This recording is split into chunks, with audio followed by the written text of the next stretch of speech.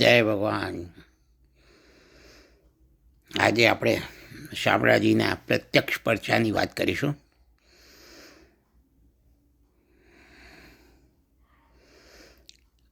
સૌરાષ્ટ્રમાં લાઠી ગામના એક મેઘજીભાઈ ગોહિલ કરીને હતા, અને શામળાજીમાં કારતક મહિનાની પૂનમે મેળો ભરાય છે.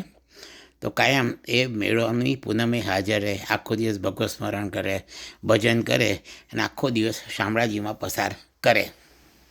હવે એક વખત એવું થયું કે એમની જમીનની માલિકી બાબતે અંદર ભાઈ કાકા બાપાના દીકરાઓમાં કંઈક કેસ થયો હશે. તો લગભગ છેલ્લી મુદત હતી અને એમને ફાઇનલ સ્ટેટમેન્ટ આપવાનું હતું. હવે જે છેલ્લી મુદત પડી એ દિવસે જ કારતક સુદ પૂનમ હતી, અને એ દિવસે જ શામળાજીનો મેળો હતો. એટલે મેઘજીભાઈ ગોહિલે નક્કી કર્યું કે ભાઈ ભગવાનને જે કરવું એ કરે, પણ મારો વર્ષોનો નિયમ તોડીશ નહીં, અને હું શામળાજીની પૂનમ ભરીશ જ. એટલે એ લાઠીથી ઘોડી લઈ અને મારા સાબરકાંઠામાં શામળાજી મંદિરમાં પહોંચ્યા. સવારથી સાંજ સુધી શામળાજીના ભજન કર્યા, શામળાજીના દર્શન કર્યા અને મેળામાં હાજરી આપી. હવે આ બાજુ ભગવાનને થયું કે આ જો મારો ભક્ત અહીંયા છે અને જો કોર્ટમાં એની કોઈ રજૂઆત નહીં થાય તો એ હારી જશે. એટલે કોર્ટમાં એક મધ્યમ વર્ગનો માણસ સાદા કપડાં પહેરેલો હાજર હતો. મેઘજીભાઈનું નામ બોલાયું એટલે હાજર થયો, ઊભો થયો, અને મેઘજીભાઈના સ્વરૂપમાં જ સેમ એમના જેવો જ માણસ ઊભો થઈ અને એણે સ્ટેટમેન્ટ આપ્યું અને જમીનની માલિકીના બધા જ પુરાવા રજૂ કર્યા. અને એ દિવસે મેઘજીભાઈનો કોર્ટમાં વિજય થયો અને જમીન એમની જાહેર થઈ ગઈ. હવે આ બાજુ વકીલ બી ગામમાં પહોંચ્યા. બીજા દિવસે મેઘજીભાઈ પણ લાઠી ગામમાં પહોંચ્યા.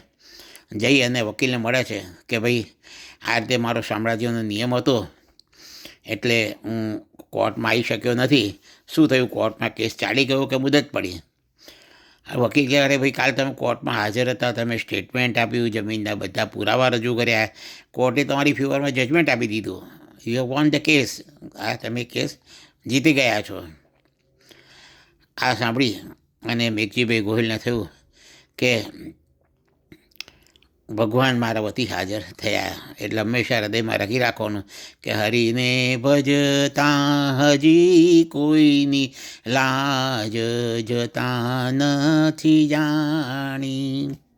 જે દિલથી હૃદયથી ભગવાનનું સ્મરણ કરે છે એની કોઈ દિવસ આબરૂ જતી નથી. ચાહે દ્રૌપદી હોય, મીરાજી હોય કે નરસિંહ મહેતા હોય.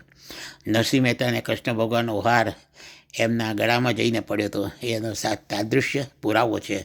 એટલે હંમેશા ધર્મમાં શ્રદ્ધા રાખીએ, આપણા ઈષ્ટદેવમાં ઉપાસના શ્રદ્ધા રાખી. પાર્વતી શંકરૌ વંદે શ્રદ્ધા વિશ્વાસ રૂપિણૌ.